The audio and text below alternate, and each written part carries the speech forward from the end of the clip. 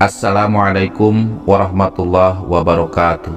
Sahabat Al-Faidah, semoga kita senantiasa diberikan kesehatan dan keselamatan. Amin ya rabbal alamin. Pada suatu waktu, Nabi Isa menyampaikan kepada ibunya, dunia ini hanya bersifat sementara, sementara akhirat adalah kekal.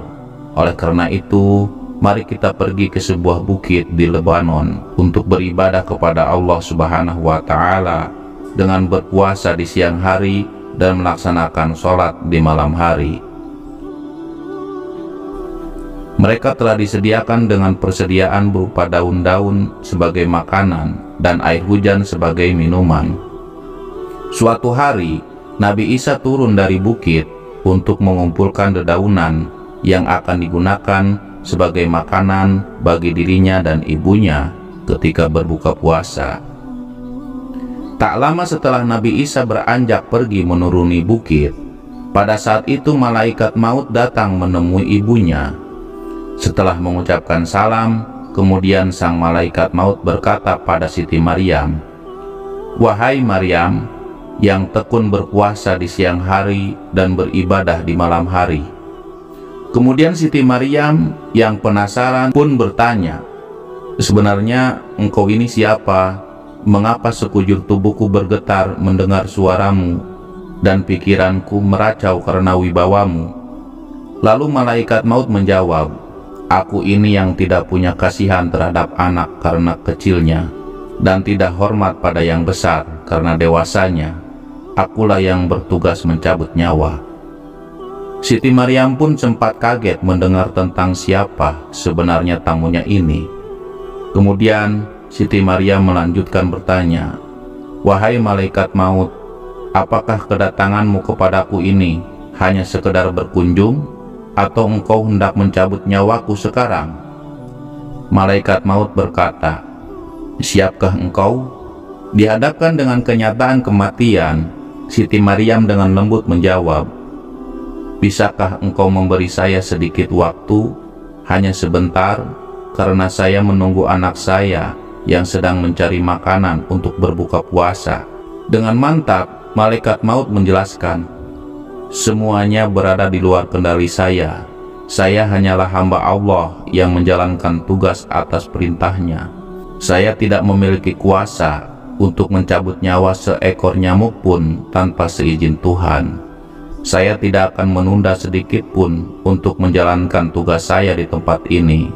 Dengan hati yang pasrah, Siti Maryam dengan lapang hati menyatakan, "Wahai malaikat maut, Anda telah dipercayai untuk menjalankan tugas ini. Maka sekarang silahkan jalankan tugas Anda." Kemudian, sesuai dengan tugasnya, malaikat maut mencabut nyawa Siti Maryam. Kemudian Nabi Isa datang terlambat ke tempat ibunya, sehingga waktu itu sudah mendekati akhir waktu Isa. Nabi Isa alaihissalam tiba di bukit dengan tangan terisi dedaunan dan kubis. Pada saat itu, Nabi Isa alaihissalam tidak menyadari bahwa ibunya telah meninggal dalam posisi berdiri. Ketika Nabi Isa alaihissalam melewati mihrab ibunya dan melihatnya berdiri di mihrabnya, ia mengira ibunya sedang menyelesaikan sholat fardu. Setelah itu, Nabi Isa menempatkan makanan yang dibawanya dan melanjutkan ibadah di dekatnya hingga tengah malam. Setelah selesai beribadah, Nabi Isa kembali lagi ke mihrab ibunya. Rupanya Nabi Isa melihat sang ibu masih berdiri seperti tadi di mihrabnya. Kemudian Nabi Isa pun memanggil ibunya dengan suara yang penuh kasih. Nabi Isa berkata, "Salam sejahtera wahai ibuku. Hari sudah semakin malam. Sekarang tibalah saatnya berbuka bagi yang berpuasa, serta tiba pula saatnya untuk kita beribadah malam. Mengapa ibu berdiam diri tanpa melakukan semua itu?" Setelah sekian lama menunggu, tapi tidak ada jawaban dan reaksi dari sang ibu, lalu Nabi Isa pun kembali sambil berkata, "Memang tidur itu lebih nikmat." Setelah beberapa saat, Nabi Isa pun kembali lagi ke mihrab ibunya dan memanggil sang ibu untuk yang kedua kalinya. Nabi Isa alaihissalam berkata, "Salam sejahtera tetaplah kepada bunda." Namun tetap saja sang ibu tidak bereaksi sedikit pun. Nabi Isa alaihissalam berulang kali mondar-mandir ke mihrab ibunya sampai waktu pagi pun tiba. Menyadari ada hal yang tidak biasa pada ibunya, kemudian Nabi Isa alaihissalam meletakkan pipinya pada pipi ibunya sambil menangis. Nabi Isa alaihissalam berkata, "Salam sejahtera tetaplah teratur untuk bunda. Waktu malam telah lewat, ini waktu siang. Sekarang telah menghampiri kita untuk melaksanakan ibadah salat kepada Tuhan yang Maha Pemurah." Melihat kejadian itu, para malaikat dan jin menangis. Bukit-bukit di sekitarnya pun bergema melihat hal itu. Allah Subhanahu wa Ta'ala lalu menguji para malaikat. "Wahai malaikatku, mengapa kalian semuanya menangis?" tanya Allah Subhanahu wa Ta'ala. Para malaikat menjawab, "Ya Allah, ya Rabb, Engkau Maha mengetahui segala hal di dunia ini." Kemudian Allah Subhanahu wa Ta'ala berfirman, "Sungguh Aku Maha mengetahui lagi Maha penyayang." Tiba-tiba ada suara yang mengatakan, "Wahai Isa, angkatlah kepalamu, ibumu sekarang telah wafat, dan Allah Subhanahu wa Ta'ala memberimu pahala yang besar." Nabi Isa pun mengangkat kepalanya sambil menangis terisak. Nabi Isa berkata, "Siapakah yang menemaniku saat sunyi dan sendirian? Siapakah yang akan menghiburku di perantauan ini? Dan siapakah pula yang akan membuatku dalam beribadah selain ibuku ini?" Ketika itu Allah Subhanahu wa Ta'ala menyampaikan wahyu kepada bukit di sekitarnya untuk menasehati Nabi Isa alaihissalam. "Wahai Isa, apa yang kau risaukan? Tidak inginkah engkau jika Allah saja yang akan menjadi penghiburmu sesaat?" Setelah Nabi Isa alaihissalam mulai menguasai diri, beliau pun turun dari bukit itu menuju perkampungan Bani Israel yang ada di kaki bukit. Nabi Isa hendak meminta bantuan kepada penduduk itu untuk membantu menguburkan jasad ibunya. Namun di luar dugaan, para penduduk kampung itu pada menolak dan tidak mau. Alasannya, mereka takut menaiki bukit itu karena telah lama dipercaya bahwa bukit itu banyak dihuni ular kecil dan ular besar. Karena tidak ada seorang pun yang mau membantunya, Nabi Isa pun kembali naik ke bukit, ke tempat mihrab ibunya. Ketika tidak tahu harus bagaimana caranya menguburkan sang ibu, di perjalanan naik ke bukit itu, Nabi Isa alaihissalam bertemu dua orang pemuda yang baik hati. Ternyata kedua pemuda tersebut adalah malaikat Jibril dan malaikat Mikail. Lalu pemuda itu berkata pada Nabi Isa alaihissalam, "Wahai Isa, putra Maryam, kenalkan, aku adalah malaikat Jibril, dan ini adalah malaikat Mikail. Ini obat tubuh dan kain kafan dari Tuhanmu. Ketahuilah, pada saat ini bidadari dari surga yang cantik-cantik sedang memandikan dan membungkus jenazah ibumu dengan kain kafan ini."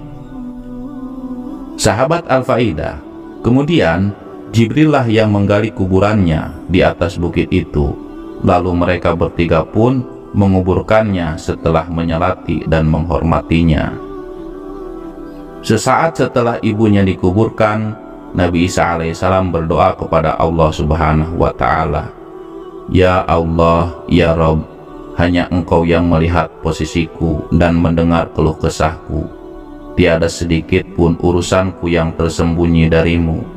Kini ibuku telah wafat, dan aku tidak menyaksikan ketika dia wafat. Untuk itu, izinkanlah dia berbicara kepadaku." Sahabat Al-Faidah, setelah itu datanglah wahyu yang mengizinkan Nabi Isa alaihissalam berbicara dengan ibunya. Lalu Nabi Isa alaihissalam berdiri di depan makam ibunya dan berkata, "Salam sejahtera tetaplah teratur kepada bunda." Kemudian terdengar suara dari dalam kubur, "Hai kekasihku, duhai buah hatiku." Kemudian Nabi Isa bertanya, "Wahai ibu, apa yang ibu peroleh dari tempat pembaringan dan tempat kembali itu, dan bagaimana pula ibu menghadap Tuhan?" Ibunda Nabi Isa alaihissalam menjawab, "Aku memperoleh tempat pembaringan dan tempat kembali yang terbaik. Aku mendapat ridho Allah Subhanahu wa Ta'ala dalam menghadapnya," jawab ibunda Nabi Isa alaihissalam. "Wahai ibu, bagaimana rasanya ketika maut menjemputmu?" tanya Nabi Isa alaihissalam. Siti Maryam dengan tulus menjawab, "Demi Allah yang telah memilihmu sebagai nabi pembawa kebenaran, rasa pedih maut masih terasa di kerongkonganku. Keagungan malaikat maut masih terukir dalam pandanganku. Oleh karena itu, sampaikanlah salam sejahtera untukku hingga hari kiamat," ucap Siti Maryam. Sahabat Al-Faidah, cerita ini diambil dari kitab Rotun Nasihin karya Utsman Al-Haibawiyyi. Ia mengingatkan kita, umat Islam, untuk selalu memelihara ketakwaan kepada Allah Subhanahu wa Ta'ala, mengingat dunia ini hanya sementara. Semoga saat tiba waktunya menghadap Ilahi, kita dapat mengakhiri hidup dalam keadaan yang husnul khotimah. Amin ya rabbal alamin. Itulah kisah wafatnya Siti Maryam. Semoga cerita ini memberikan manfaat, sebanyak atau sedikit apapun. Mohon maaf jika terdapat kesalahan, karena kebenaran datang dari Allah Subhanahu wa Ta'ala dan kesalahan berasal dari saya sebagai manusia biasa. Sampai jumpa di kisah-kisah menarik lainnya. Wallahu a'lamu bissawab. Wassalamualaikum warahmatullahi wabarakatuh.